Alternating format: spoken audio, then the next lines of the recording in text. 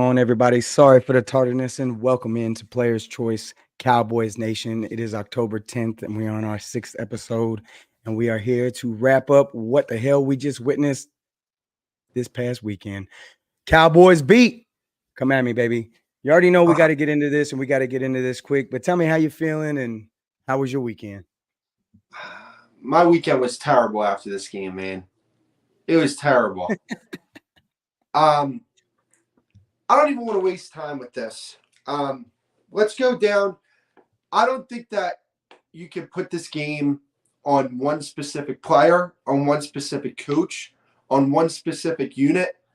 When you lose 42-10, that is a collective team failure.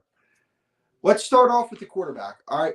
Because, one problem that I have is, I feel like you can't criticize this team. Like, you can't say, hey, Mike McCarthy, you got to call better plays. You got to stop calling the game in a scared manner. Dan Quinn, what the hell is some of these personnel decisions that you're coming up with? Dorrance Armstrong is at 3 tech. Leighton Vander Esch on the edge. I don't understand it. But apparently that's all an excuse. If you explain that, that's all an excuse for the quarterback. So we'll start with the quarterback. The quarterback was not good. Here's the thing, guys. Everybody's upset that Dak Prescott isn't this player that he never was. Dak Prescott is not an elite quarterback. I've known this for years now, and I've accepted this. And this is a reality for this football team. They don't have an elite quarterback. Guess what? A lot of teams don't have an elite quarterback, and they end up going very far in the playoffs, damn near to the Super Bowl, damn near winning the Super Bowl. Actually, teams have won Super Bowls without an elite quarterback. I know what this quarterback is. He is not a quarterback that's going to take you over the top by himself. I've known this for years. But you want to know what? He's still a really damn good quarterback. But you have to be self-aware and understand the player that he is. He needs help around him. He needs the coaching staff to be on point. He needs the weapons around him to be really good. That's what this quarterback is. That's what he's been ever since he's entered this league. That's why you drafted him with a 4th-round pick. And the return on investment that you have gotten from this quarterback for the draft pick that you spent on him, even the money that you spent on him, I think has been up to par. But you have to understand what he is. And he's not an elite quarterback. And he showed that the other night. When they were down, he couldn't carry that team back. Now, this is what I will say. It is not solely on Dak Prescott. This is a collective team failure. I want to start off, I gave my fair share of blame to Dak Prescott. There was that interception that he threw. And one thing that I don't like about Dak at the current moment is he's not himself. You looked into his eyes when he threw that interception. He looked lost. He looked mentally checked out.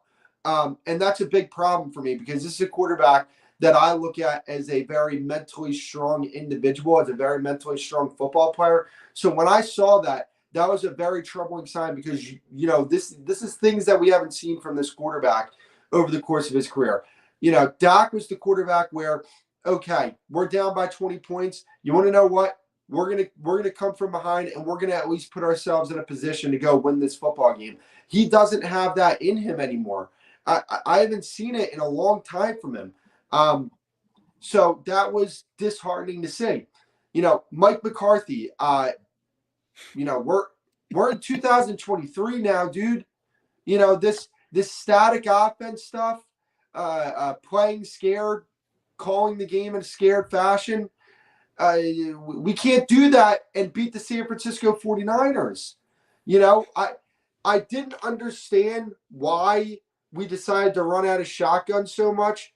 I don't know why they didn't go under center. I don't know why in the run game you didn't get Tyler Smith or Zach Martin to the second level to deal with Fred Warner and get hands on that guy all game. Why is it that teams come up with game plans to neutralize our best defensive players, but we never come up with game plans to neutralize their best defensive players? It's or kind block of them at all. To be honest with you. Or block them at all.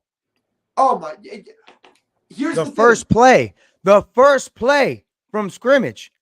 We You run gotta that draw feel with Pollard. We run that play with Pollard, and Nick Bosa, of all people, is backside tackle. untouched, unblocked, straight down the line, tackle for loss. And you want to know Ridiculous. what? Here's what I That's how said on you my open the TikTok. game. Rue, here's what I said on my TikTok, right? The Cowboys have the personnel to be a physical football team, but they do not have the mindset. They're not, San Francisco, their entire culture is we're going to bully you. We're more physical than you. We might not be as talented, but we're going to beat you up. The Cowboys don't have that culture on this football team. So they can draft a Mozzie Smith. They can draft a Tyler Smith. They can draft all the guys that they want, Sam Williams, all these guys. Until that culture is ingrained in this football team, and that starts up top with the owner and general manager, to the coaching staff, to the players, these type of things are going to happen. Teams are going to move you around. They're going to push you around. Dan Quinn, he is officially on Fraud Watch. That is the title of this stream. I'm done giving Dan Quinn passes. I'm done giving him passes. To be honest with you, I was never really one to give him passes. I understand that this guy is a good defensive coordinator, but to act like this guy doesn't do any wrong is a bit annoying, because I'm going to be honest with you. The reason why I think he's on Fraud Watch is because, guys, let's be honest. This defense over the past few years that Dan Quinn has been here has been about sacks, tackles for loss, stuffs, interceptions. When you're not getting those negative plays, teams can move the ball on this defense.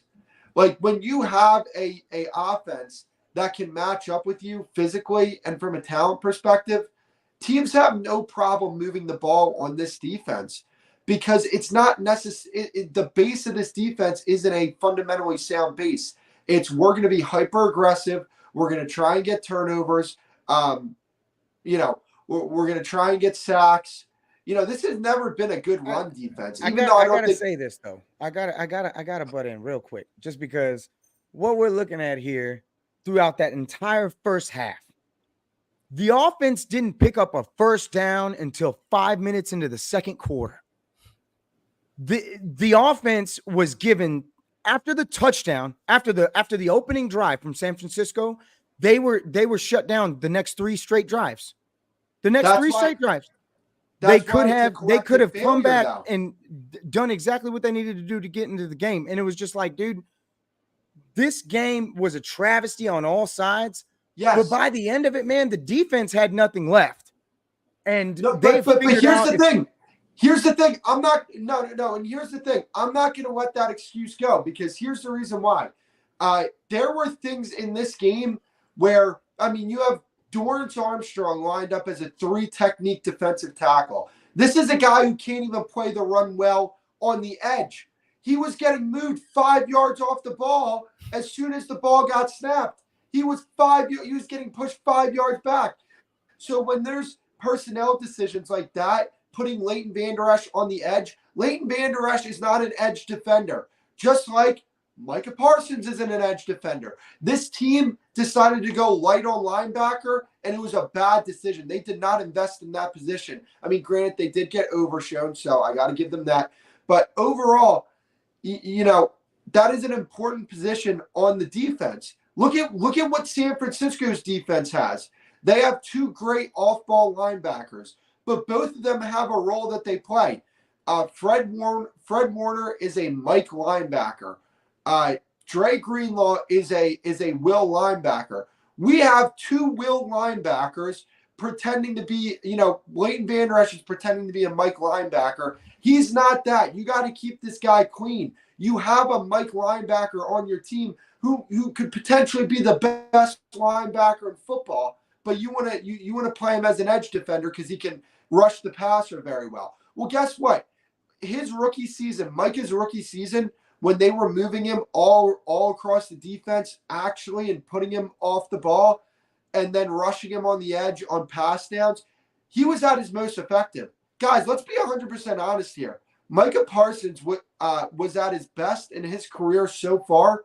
his rookie season.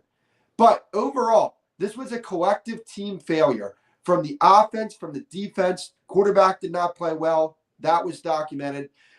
Just a team that looked checked out when they got punched in the face, and that's the most disappointing part of it all. Big fella, what's your takeaway from it? Well, first of all, I want to apologize for being late. I thought everything was set up and ready to go, but apparently not. But listening, but listening to both you guys about the destruction of the Cowboys in Santa Clara, and I couldn't agree with both of you more. Only thing I wanted to add to it is, the Niners play bully ball and they play it well, and the Cowboys can't match up to the bully ball. I always say matchups win fights. We match up against the Giants, we kick their butts because they can't match up well. And then we match up against the Niners and we get our butt kicked because we can't keep up with the bully ball. And, some of that is coaching, some of that is personnel, some of it is formations. It's a combination of things, the reason why we've been getting our butt kicked against the Niners.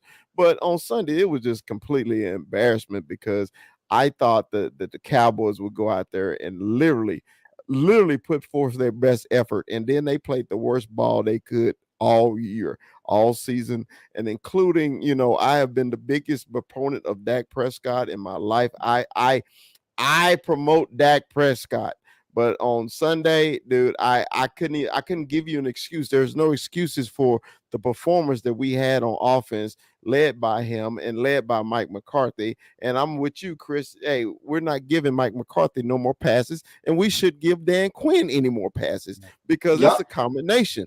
Dan Quinn is like Mother Teresa. You can't touch him, but then you come out and you do what you did in Arizona and you do what you did in Santa Clara, and you think we should be okay with it. I'm not okay with it at all. And just because Diggs is gone, one player on offense don't mean our offense didn't turn to shit overnight. Sorry for the language. It's absolutely amazing how different this defense looks without Diggs in that backfield, though. It is absolutely crazy how different this secondary looks without Diggs. And, man, do you ever remember seeing so many offsides in a game? It carried over. Yeah. What is with all the offsides, penalties from Micah Parsons, even from our best players? You're offsides. I want to add to that real quick. I'm sorry. Here's the thing: Mike McCarthy gets a lot of blame for this team, rightfully so. On defense, you pay your defensive coordinator like a head coach. These are things that have been documented. Dan Quinn makes head coach type money. So when there's penalties on the defensive side of the ball, guess what? That's not just a Mike McCarthy thing. That's a Dan Quinn thing. Well, and they're drive-saving penalties. They're drive-saving penalties. Penalties where they're keeping on third down. They're coming at the most inopportune times. And it's like, man, dude, I know you're tired. I know you've been on the field. But damn it, this team, we have said it since the beginning. This team was going to live or die with its defense. Because this defense was supposed to be historic. They came out after week one. You're talking to the best defense in the league. Well, damn it, this don't look like it. It looked like you just got trounced by the best defense in the league. That's what it looks like. Because they took our best weapon away. Michael was non-existent in this game for me. They took him away completely. They ran at him. They ran through him. They ran away from him. And then on the other side, we've got plays where we've got Nick Bosa wide open. Fred Warner looked like a God-blessed all-star, which he is. Yeah. But damn, he's could you have a better day as Fred Warner? It was absolutely astounding. And every single interception was god-awful. And I don't want to hear about the tip because that ball should have never been thrown there to begin with. That was insane. The whole thing was absolutely asinine throughout the entire night. And what's worse is my buddies. Because I've been sitting here all season long. I'm telling you right now, this is going to look like a different team. I'm telling you right now, they've had an entire offseason to prepare. I'm telling you right now, they just went and got a weapon to stretch the field. I'm telling you right now, these guys are going to look different. Dak's had a full offseason. This is the first clean offseason he's had since the ankle. It's going to be a different looking offseason. You're going to see him take that step that Tony did, just like Tony did in this season. He's going to take over this offense with better weapons than Tony ever dreamed of having. And then I get this. And then I get this. And Rue, this is, and I'm just like, man, you're supposed to be that 4,000 yard minimum mistakes, $45 million a year quarterback I believed you could be. And at this point, I need you to prove me wrong now, because I'm done. I'm done. And what I mean is, I get it, man. But we can't sit here and act like when Dak got paid, he wasn't the number one paid quarterback in the league. He didn't get some Daniel Jones contract. He got a, hey, you're the guy now. He got the best quarterback contract. He has one of the best contracts in the league. Then there's expectations. And it seems like as soon as these expectations landed on his shoulders, he's regressing. This is terrible football. And I have just been waiting, because I mean, for the first 4 weeks of the season, it's basically been defense. So I'm thinking to myself, and I've been saying it for weeks, they're holding their cards to their chest. They haven't shown you this offense. You haven't even seen Texas Coast. You have disgraced the name of Texas. Change the fucking name, because this offense doesn't produce.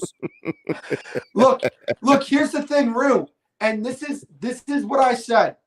Last year, when you were telling me that Dak had his worst season, I told you Dak's playing damn good football.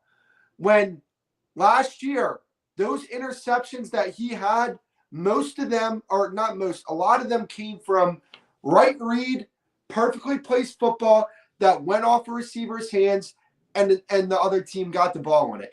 Dak Prescott last year played good football. This year, even though, yes, the turnovers for the first few weeks went down outside of this game, Dak Prescott was playing better football last year than he did this year. And you want to know why? Look, here's my thing when it comes to Kellen Moore. It was the right move to move on from him. However, at least Kellen Moore had faith in his guys. At least Kellen Moore had too much faith in the personnel on that team. Mike McCarthy has no faith in this offense. He's playing this game where if our defense isn't giving us a shot, it's game over. And let's be real, because I've said this from the beginning. Mike McCarthy wasn't some hot commodity sitting on his couch before we signed him. It's not like Mike McCarthy was Sean Payton. And obviously we've seen what Sean Payton doing in Denver. But let's not act like people weren't clamoring for Sean Payton. They gave up draft capital for Sean Payton. Nobody was doing that for McCarthy. We dragged this man out, and now it's like we've said it at the beginning of this season too. It's time to put up or shut up for Mike McCarthy. If this is what I can expect from you, man, I will be lucky to go 9-7, 10-6, because this offense, if this is really all he's going to give us, that's just not going to cut it. This is not a 2023 offense, man. I really thought they were just holding everything to their chest, but it's very clear that he is completely what are you even doing? He was scared. He called that. He called that. It's not like Dak can't play at all. Come on. That's the problem, though. He doesn't have faith on the pieces on this team. He doesn't. I don't think he has faith in Dak Prescott. I'm sorry.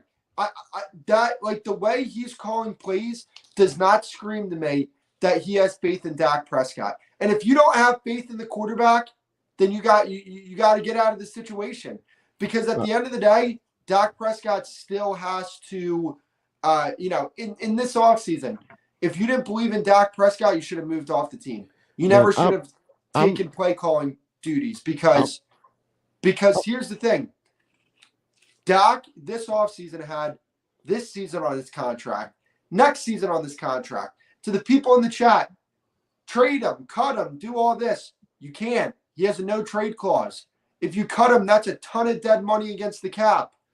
So, and then you don't have a quarterback.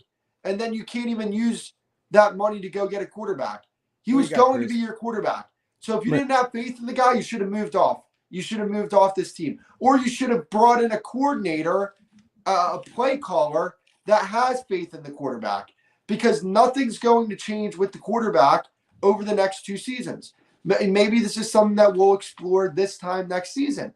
But Mike McCarthy was scared that game. He called that game like he was scared, which is why I ultimately believe Brian Schottenheimer will be calling plays very soon for this team. I'm concerned, and the one thing I'm concerned is how are the Cowboys going to react after getting punched in the mouth? How are you going to react?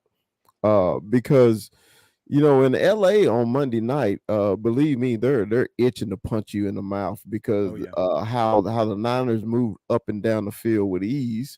And one thing Kellen Moore can do, he can produce some offense.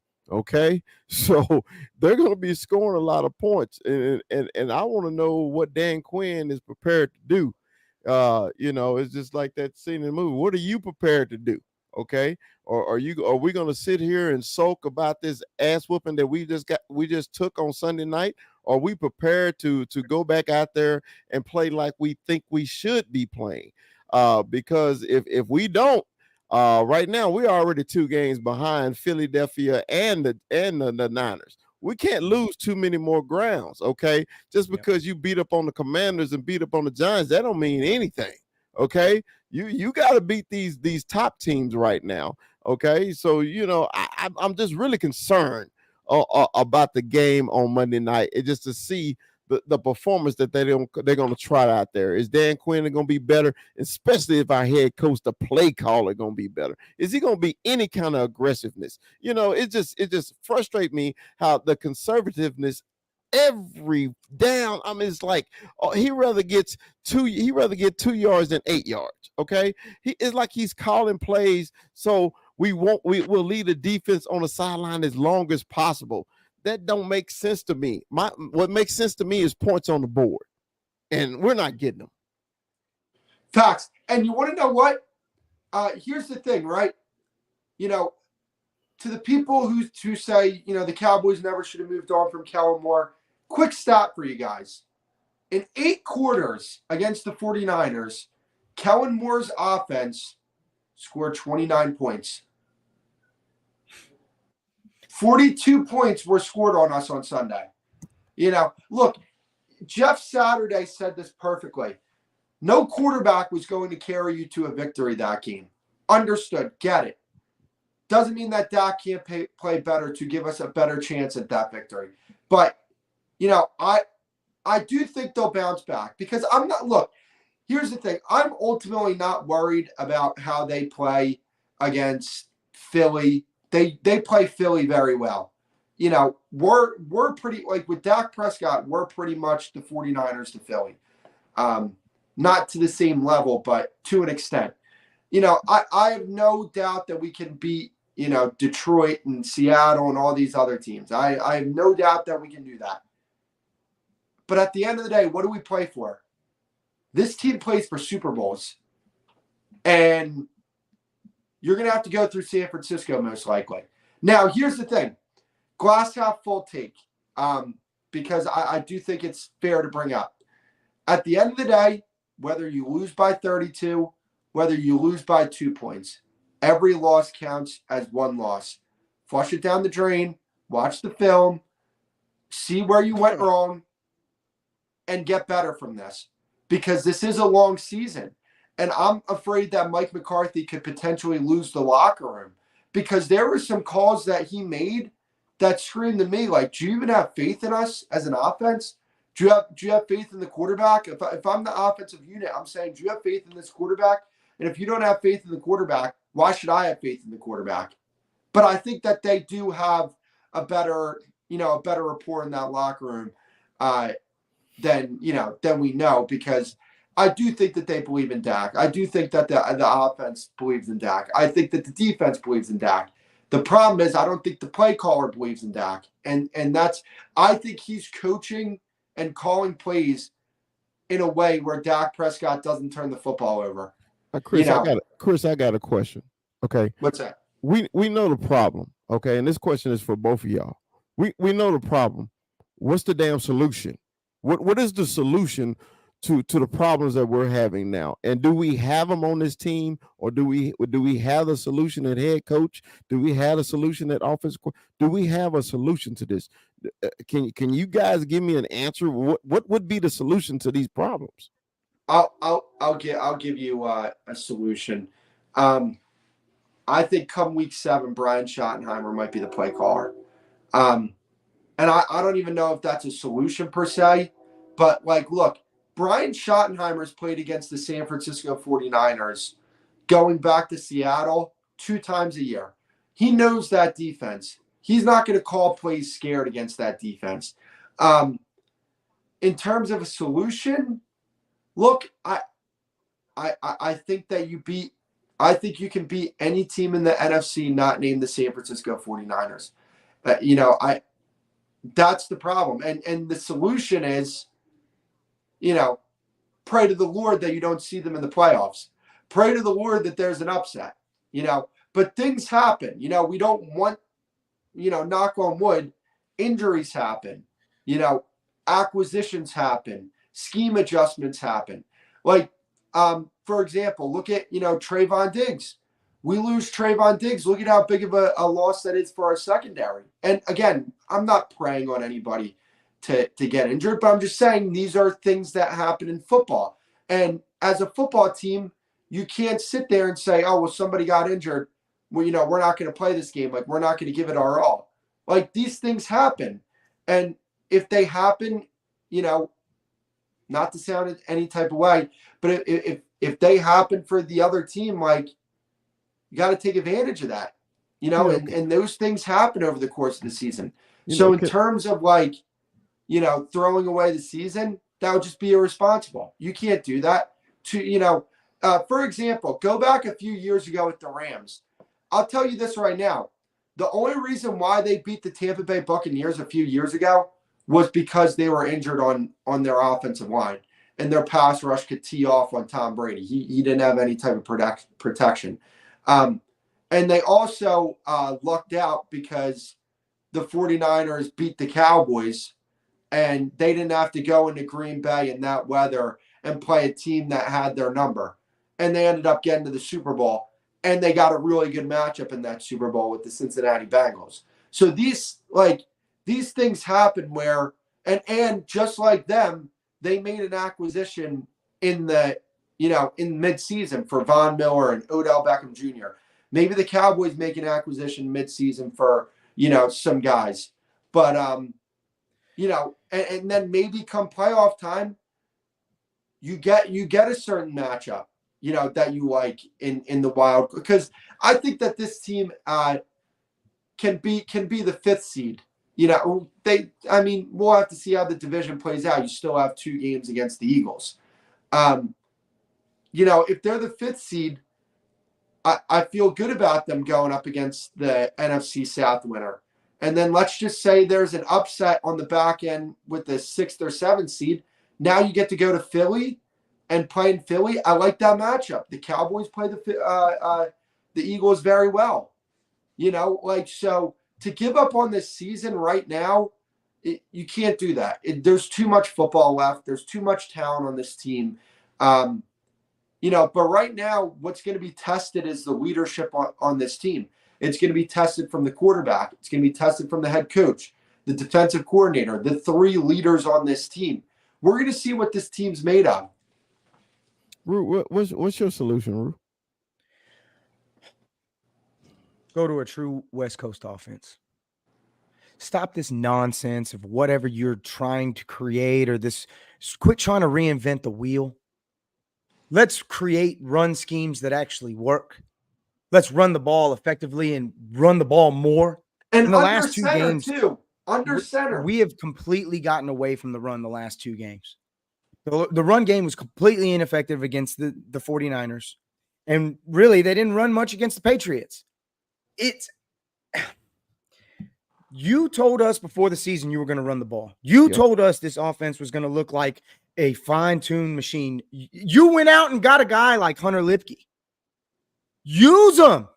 And we hear Juszczyk's name every time the 49ers are on the damn field. And let's use the guy. You And went they also and mimicked signed- everything that they do. You went and mimicked them in everything that they are. You went and got guys with speed. You went and mimicked them. You did that. Use it. Like, Bro, why not? Bro, It's a copycat league. I'm down. Let's get bigger. Let's get physical. Tony Pollard needs that thunder for his lightning. Tony Pollard needs that mix. He's never been the lead back. He's not a lead back. He's the guy that's going to give you that lightning, that spark when you need it. 15, 25 carries at the most. That's what you're going to get out of Tony Pollard. Bring in the thunder for his lightning. Run the damn ball more. And, dude, let's get disciplined. These penalties have to go away. These penalties and the timing of these penalties are completely and 100% atrocious. It is absolutely asinine that I'm seeing this many offsides. I have never seen this many. Like, I can't get over it. I can't get over the fact I've seen that many offsides penalties in these few games that many times. It's like unheard of. It's not normal. And I get it. You're trying to be aggressive, this, that, and the third, but you're not even leading the league in sacks. So chill out. Get back to the basics. Stop trying to be Lawrence Taylor on every play. It's not going to happen. This team needs to just humble itself a little bit because they crowned themselves after that first game. That they were walking around real big chested after that first game, and I bought it. I bought the hype because they look great, and they continued to look great against the Jets. And then, things happen. Cardinals games, they happen. Okay, so I can eat that. I'll take it, especially when the next week you come out and you do what you do to the Patriots. But in a game where you're expected to play, in a game where you're expected to come in and show out and do what you're supposed to do because you guys are going to see each other again, by all accounts. Win or lose this game leaves an imprint on what's going to happen later on down the line and what we can come to expect. If we're looking at the end of this game, 34-31, great game, we lost, I can take that. I'll eat that L. I'm good with it. This was disgusting. This just showed me that you're not who we thought you were, who I thought you were. I thought this was that. I really take your money to the window, put it on Dallas to win the entire thing, to put it on Dallas to win the NFC. It looked so wide open, so clear, so plain as day. But this just shows me that they're up here and we're hovering around here.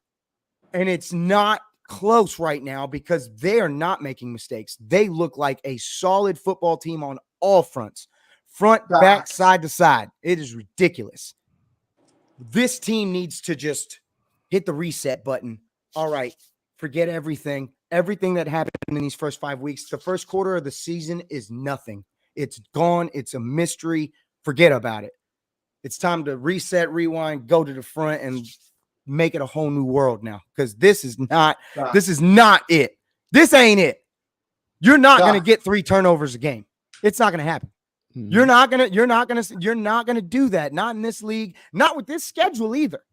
Because it's not like it lightens up. We're going back to California. Going back to Cali. And I'm going to be there. And if I swear for the Lord, if I witness this thing live and I'm still sick to my stomach by the end of it, dude, I don't think I can handle it anymore. I really don't. Bro. Because I've been through a lot this week. I have, and I'm trying to keep it together. But bro, y'all are really testing my patience. Put my horns back up, you son of a bitch. You're from Ohio, okay? Don't come at me with your Buckeye bullshit. I'd be mad too if my sign looked like a toilet seat, okay? I'd be mad too, all right? Go on somewhere with my horns down. This is where they stay. Anyway. Look. To add to your point, Rue, that's why they re-signed Terrence Steele. You don't re-sign Terrence Steele to that type of money because he's a good pass protector. He's an above-average pass protector, but we see what happens when he goes up against the weak guys. Look at what happened the other night. He was terrible against Nick Bosa. He was horrible. But they didn't even block Nick Bosa half the damn time. How many clear runs Nick Bosa gonna have? I was like, and that's not on them. That's the scheme. That was one of Terrence's worst games. That was. Yeah, I mean, because I always say as a former offensive lineman, if you don't know my name, that means I'm doing my job. And when you saw Terrence flailing around and not blocking anybody, his technique was horrible. And I was just like, dude, you're a better player than that. Are you intimidated just because that's Nick Bosa over there? I'm like, dude, we got a lot more pass rushers coming up, and you now practice he gets paid. Yeah, and you got paid, and you got paid, but you practice against Michael Parsons. You practice against Tank. Oh, don't get me started on Tank. He disappeared again. Anyway, I just didn't understand. And no, man, I can't. It's hard to keep harping on them because, man, they did everything in the first half that they were supposed to do. Yeah. This offense did not produce. The defense did. How many points they score after the 3 in the first half? The defense gave up an opening drive touchdown. And then they stopped them 3 straight times. They gave up an opening drive touchdown, and they stopped them 3 straight times after that. The offense didn't get a first down until the second quarter. Yes, not a first down.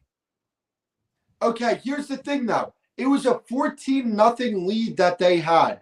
The 49ers had. Hold on. And remember this, too. Remember when Tony fumbled? What happened after that? Did the defense give up any points? No, they got the ball back. They got the ball back, yeah. When you're an elite defense, you should do that, though. On your own 10-yard line? Look, 99% of the time, that's points. When you're an elite defense, 3 points is almost automatic at that point.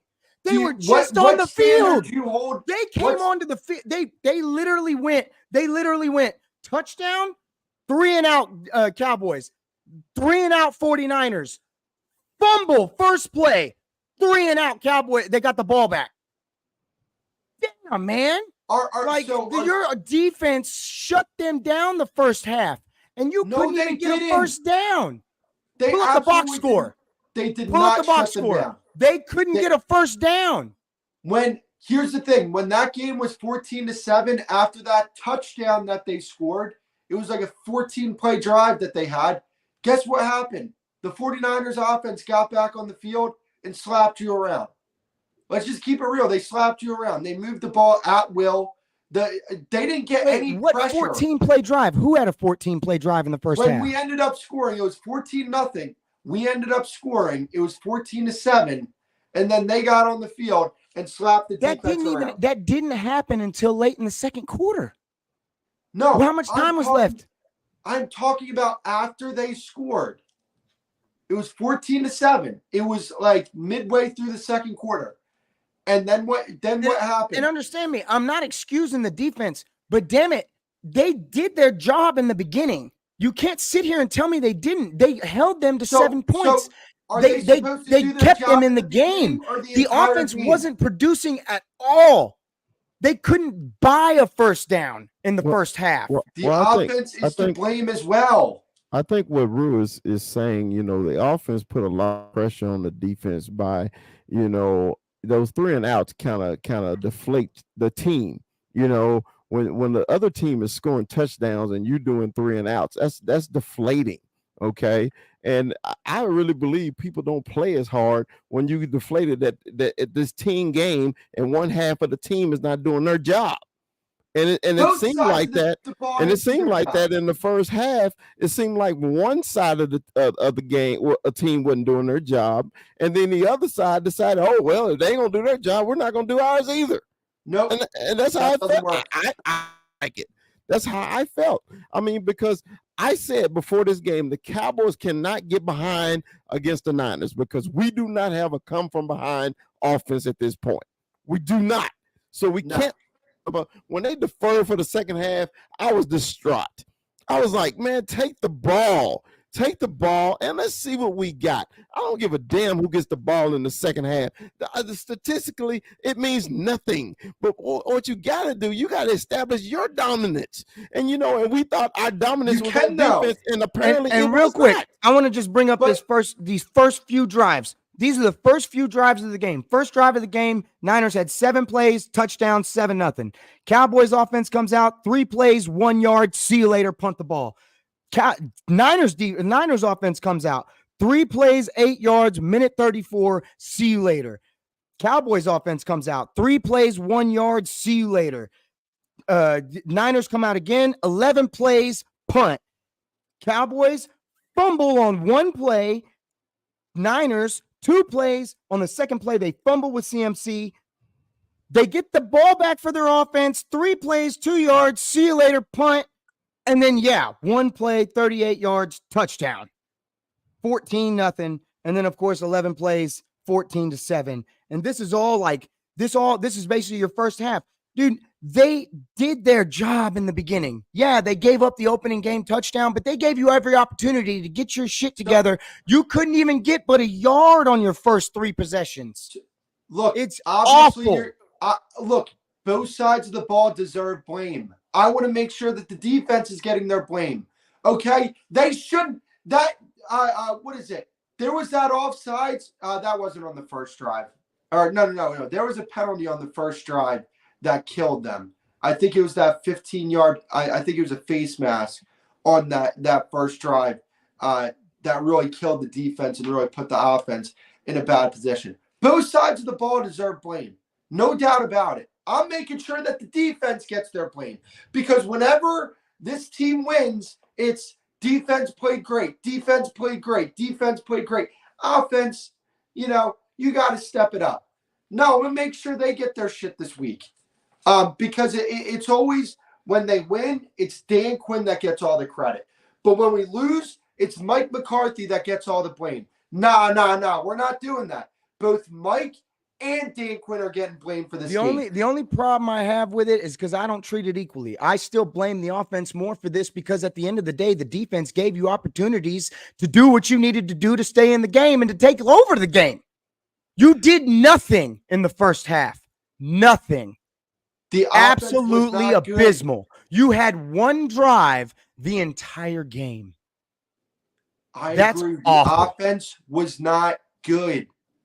But I'm not saying the defense is blameless. They gave up 42 points. Yes, that's what I'm saying. If we're talking percentages here, it's like 70-30 for me. The offense is primarily to blame for this. It is. I will give 60%, or I will give 55 to the offense. We're moving on to the ALCS. I'll give 55% to the offense. 30% is not enough for this defense, bro. And here's the thing. When it comes to deferring to the second half, you want to know how you assert your dominance? Go out there and your elite defense that everybody's talked about as being elite, go get a stop and go get the offense the ball. Now you get the ball coming out of half. That's how you set a tone. Man, I love this because all 3 of us got opinions on the reason why we lost the game, and we all 3 got facts galore. But to me, the number 1 fact is, a ass kicking of a high proportion don't feel good. How we were all excited to see Earl Spence and Crawford fight. 2 champions. We're going to get in the ring, and one got destroyed. And that's what I felt like Earl Spence on Sunday. I was like, yo, I thought the same thing. I did. I mean, because I thought guys, our expectations of the Cowboys this year is up here. It's high. It's probably one of the best defense that we've had in years. And like you said, there's no injuries coming in except for Overshown. But other than that, we thought we had something cooking. Okay. But then when you play the elite and you go out there and you crap the bed like that, I mean, we can't help but be frustrated. I mean, because it seemed like it was snake oil. They sold us snake oil. All it was just some water with a little dye in it. That's all they sold us. It did nothing for us, man. So now we're pissed off and we want our money back. And meaning we want our team to play like you promised us. Okay. We want you to play like we $300 ticket to go to AT&T, and like we're gonna spend all this money to go to SoFi to follow them. We want our money worth. That's what we want. That's all we're saying. At least make it a damn game. If we lose to the Niners, fine, we lose to the Niners, but don't go out there and get embarrassed on national TV. You can't do that. And the thing that kills me the most, they went in there and they act like they were the team that got beat 2 times. Yeah. We were the ones that went in there on the high horse. We're the best defense in the world. If you're going to say that, D-Law, I love the trash talk. You got to back it up, though, my friend. But at the same time, I want to switch to this because now we have a linebacker problem. We talked about Micah Parsons not making any plays. Chris, we've been having a linebacker problem ever since Overshaw got hurt preseason. In preseason. They didn't address it. Rue, this is where I disagree with you. It's not that Micah Parsons didn't make any plays. The two when he looked at his best was when he was playing off-ball linebacker. There was a play I posted it on my Instagram. It was so great. It's the first time I saw it all season. He was at middle I linebacker. saw an off-ball linebacker attack the line of scrimmage, shoot a gap, and get in the backfield and disrupt a run.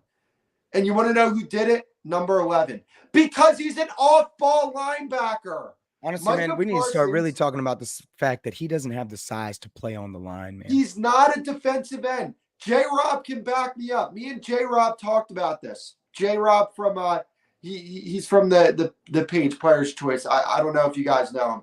But me and J-Rob were talking about this. Bro, he is a linebacker. That man is a linebacker. And the league has been letting the Cowboys get away for too long with him playing as a defensive end. He's not a defensive end. Bro, when you have Trent Williams and whoever the hell else that is, they have playing guard. I think it's Buford, his name is the left guard, or maybe he's the right guard. When they're leaning up on you, that's over 300 pounds of man. Or I'm sorry, 600 pounds of man on you. You do that enough, you're going to wear that guy down because he's not a defensive end. He is an off-ball linebacker that when guards get to the second level, he's good at shedding them off him. You know, yes, there are some skills as an off-ball linebacker that he had coming out of college and even when he played off-ball linebacker in the league that you see as a defensive end, right? He's really good at shedding defenders off him. Both on the he's pretty good at it on the edge, but he's really good at it on the second level at linebacker because he's a linebacker. That's what he is. And the more that Dan Quinn doesn't realize that, the more detrimental it is to this team. All right. I think we've harped on this enough. We've torn apart this game in every aspect that you could tear it apart. And honestly, we have a huge matchup coming up. And it's a matchup that I desperately want to see them win because unlike a lot of people, I do not miss Kellen Moore. Even though this offense looks like a complete pile of shit, I still don't miss Kellen Moore because I know what I got with Kellen Moore when I saw Kellen Moore. And if they can't figure out how to stop Kellen Moore with or without Trayvon Diggs, we've got serious problems. And it's not like they don't have a set of pass rushers themselves. Joey Bosa, Khalil Mack. They still have some guys over there at the end of the day. Their defense is definitely not San Francisco's defense, but it's definitely not to be taken lightly. And let's not forget that offense is electric. Herbert, Allen, not Williams anymore, but I guess Palmer. I think Eckler will be back for them. Hopefully for them, Eckler will be back. If not, we'll be looking at Joshua Kelly in that backfield. And I forget who their tight end is. But Gerald Everett, I believe it is. Oh, that's right. Gerald Everett. I think you're right. They have a pretty decent offensive line as well. Yes. And it's going to be one of those situations, man, where this is going to be one of those games because McCarthy was chirping about Kellen Moore pretty often and pretty early about after he left. He definitely had some things to say about Kellen Moore out the door. It's going to be interesting to see what kind of offense Kellen Moore rolls out against this defense, especially without the presence of Trayvon Diggs, in which I'm hoping that Deron Bland isn't too hurt. I don't know what we've heard from him. I don't know, Beat, if you've heard anything about Deron Bland. He should be good to go. But let's hope to see him on the field for sure, because without him, that secondary is going to look mighty different as well. But how do we feel about this game? How do we win this game? let's dive into the Chargers, man, because that's where we're headed. I'll take it. I'm going to be honest with you. The Chargers defense is not that great. It's not a very good unit, and not only is it not a very good unit, it's not a very well coached unit either. They have talent on that. They have some talent, Joey Bosa, Khalil Mack, but they're not the same guys that they've been. And again, I think that they have one of the worst defensive play callers in the league calling plays for them, and that's Brandon Staley. I'm going to be honest with you. I do think that the Cowboys bounce back in this game. For as much of a mess right now as the Cowboys are with, their coaching staff, with their play callers, they're an even bigger mess in Los Angeles right now. I believe they're 1-2 at the current moment. If I'm not mistaken, or maybe I'm sorry. What's their record again? The Chargers. The Chargers are 2-2. Yeah, I thought they're only they were a game behind us. They're 2-2. So they 2-2. beat the Vikings in one of those games. The Vikings aren't a very good team, and I forget who else they beat. Well, I don't think that's a factor, man, because of one thing. The Cowboys are coming to town, and you're gonna get the A game. Everybody when the Cowboys come to but town. the Chargers are going to get the Cowboys A game this week. And real quick, the Chargers played the Chargers played their first game. Game 1 of the season for them was in a gauntlet, 34-36. They lost to Miami. Their second game, they lost to Tennessee at Tennessee, 27-24 in overtime, and then they beat Minnesota on the road, and then they beat the Raiders, who the Raiders are dog shit. Yeah, but I mean, here's the thing, right? Like when we talk about we thought we were going to see the Cowboys A game last week. One thing I will say about this team is I think they're 11-1 in their last 12 games coming off losses. You don't get that for no reason. People want to bring up 27 years since you've won a Super Bowl. Okay, well, I'm going to use the facts that I have in front of me. 11-1 over the last 12 games coming off losses is a real thing. So that says something about this group. I think that the Cowboys are going to be ready to make a point come Monday. I mean, unfortunately for them, and this is where I'm afraid that are you going to lose the locker room? Because even if you go out there and make a statement, well, look at what happened between you and San Francisco. But they need to readjust their thinking, right? It's a week-by-week league now. It's week by week. It should have always been that way. But, you got Micah coming out on his podcast first week. We're taking this to the Super Bowl. Like, nah, this is week by week now. You got to make the playoffs. Well, this is what I'm concerned about, man. Before last week, I was confident that we would go into LA and do damage to the Chargers. But now my confidence level is at a 50-50. I don't know which Cowboys we're gonna see.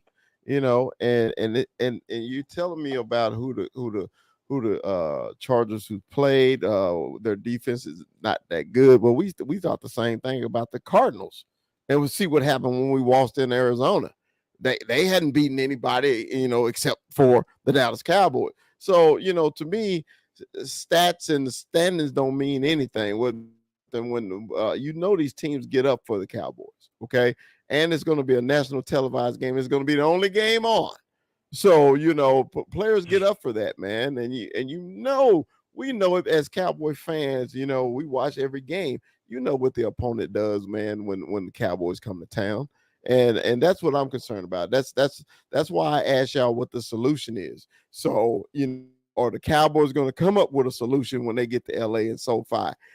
We know it's going to be a pro Cowboy crowd because LA is Cowboy country, but is that enough?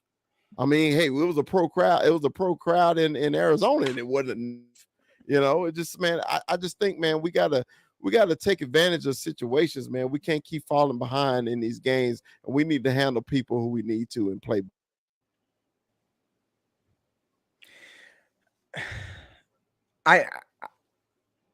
I feel like this is one of those games where, yeah. I'm hoping that 11-1 coming off a loss comes into effect here, because it definitely needs to.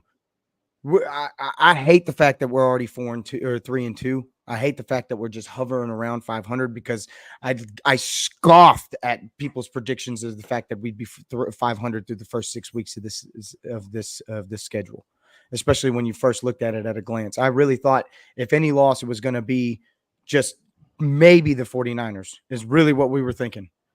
And if we were going to lose to the 49ers, I really expected it to go down as one of those games where it's like, damn, that was a hell of a game at the end of the day. But that's not how it panned out, and that's not what we're looking like today. And honestly, man, my biggest fear is, do we have the offense to keep up with the offense of the Chargers? Because you can talk about their defense all you want. Yeah. Are we going to put up the 30 points we're going to need to win? You do. Look, here's the thing. If the Titans' offense can keep up with the Chargers, your offense can keep up with the Chargers. I'm sorry if I can't look at the Cowboys and the Titans' offense and say, if they can do it, we can do it too. Look, here's my thing, and I guess this just goes to my thing. I feel very confident against any team that we play not named the San Francisco 49ers. It's just the bottom line. But, I will do glass half full here because, we're starting to sober up from that embarrassing defeat. I'm still drunk. You win on Monday. Guess what? You're 4-2. A year ago, that's right. A year ago, you were 4-2 after the first 6 weeks. 5-1 would look a lot better.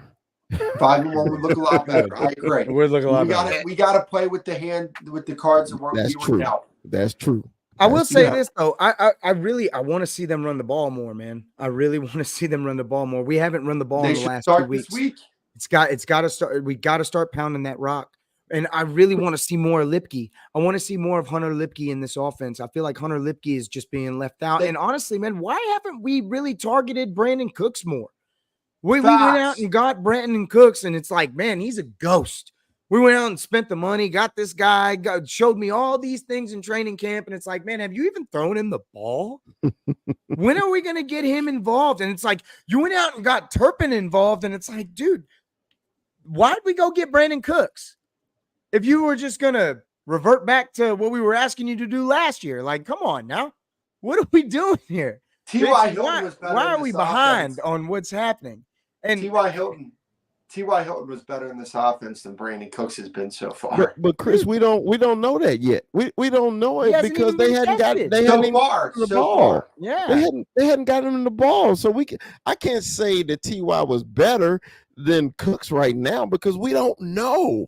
I mean, if we got to get him the ball, we gotta find a scheme, some plays to get him the ball, man. And I just can't accept that he's better. Ty is better right now because this man was a 1,000 yard receiver, man, for the last 5 years, and I don't think he just lost it overnight. So I think McCarthy need to get off his butt and get that man the ball. Yeah, no, they need to get back to disciplined football. That's the bottom line for me. They need to get back to the grind mentality football, man. You need to do it all the way. Put in the fullback, run that rock, use the play action, just show me true West Coast. Hey, can somebody do this for me? Can somebody look up how many offensive penalties we had on Sunday night? Because it didn't seem like the offense was getting flagged, if I'm not mistaken. A lot of it was on the defense. But when you look at the way the Cowboys are running the football, when they decided to run the ball on the interior, guess what happened? Good things. When you decided to go out and get hands on Fred Warner, Tyler Smith moved him off the screen. That was the thing, right? Going into last week's game. You got to get hands on Fred Warner. He's going to be there. He's going to be on this football field making plays regardless. Whether you try to run away from him, he's going to pursue you.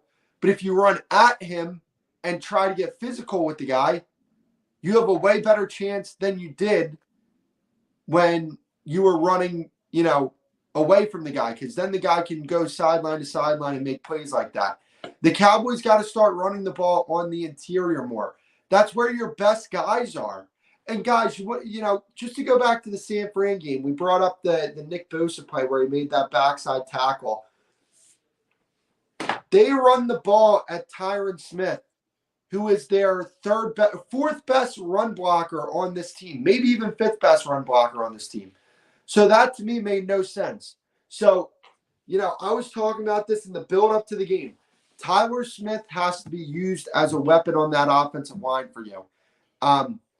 He needs to be pulling. You need to be running behind this guy. He's powerful. He's a unit. You need to utilize this guy's strength. And the Cowboys do. They have to run the ball more, but they have to run the ball more on the interior. I couldn't pull up the exact stat, but they both had 6 penalties, Cowboys and the 49ers, and we had 60 yards on penalties to their 45. Okay, there was the face mask on Wilson. There was the offsides on Curse. I feel like there was at least 2 offsides. There was one on Micah too. Oh, there was one on Micah? There was one on Micah, one on Curse. Yeah. Well, I mean, Curse that was this wouldn't have game, happened right? And then didn't Curse have a personal foul face mask? linebacker. Or was that Wilson had the personal foul face mask? It might have been It Wilson. was, I It was think it was Wilson. either, And then there was the taunting as well. There was the taunting on J. which was a horrible call, bro. That was a BS call, though. That was a BS call. I thought That was a Wilson- BS call. No, here's the thing. And that's my problem with taunting, right? Taunting is such a subjective subjective call. Like, you could just do this after a sack and the ref could flag you for taunting. There's no guidelines for that call. Yeah, it was bad, man. Because that was a third down play too. That was a third down play. I know. When we were getting off the field. We were getting off the field. Yeah, we were. We were. It's just like, you gotta do, and that's what Rue was talking about, man. God, that's coaching too, bro. But that was really a judgment call from the referee. I mean, he didn't even do that in the guy's face, and when they called that taunting, I was like, dude, you really killing me now, Petey, because I mean, I can see if he hovered over and pointing at him, hey, man, we got you off the field. Stepped over him or something. It was just horrible. It ain't what cost us the game. But, later in that drive, they scored the touchdown, too.